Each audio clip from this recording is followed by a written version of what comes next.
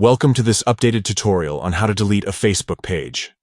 Deleting a Facebook page can be a straightforward process, but it's essential to ensure you follow the correct steps to avoid any confusion. In this video, we'll walk you through the process step by step. First, you need to navigate to the Facebook page you wish to delete.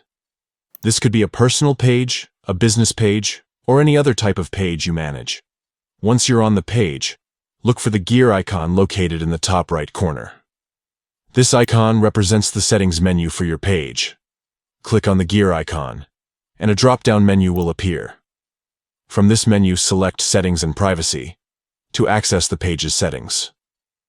Within the Settings menu, you'll see several options on the left-hand side. Scroll down until you find Access and Control under the Your Information section. Tap on this option to proceed. In the Access and Control section, you'll find the option to delete your page.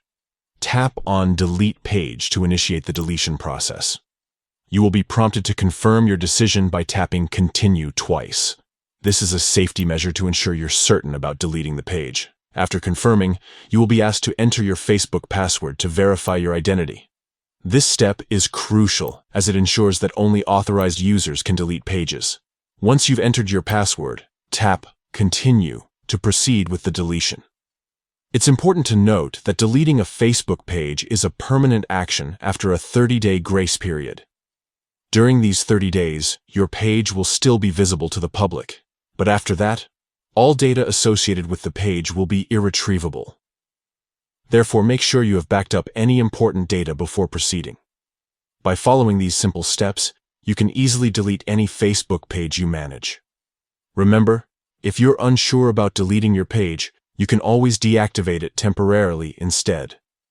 This way, you can reactivate it later if needed. Thanks for watching, and we hope this tutorial has been helpful. If you have any questions or need further assistance, feel free to leave a comment below.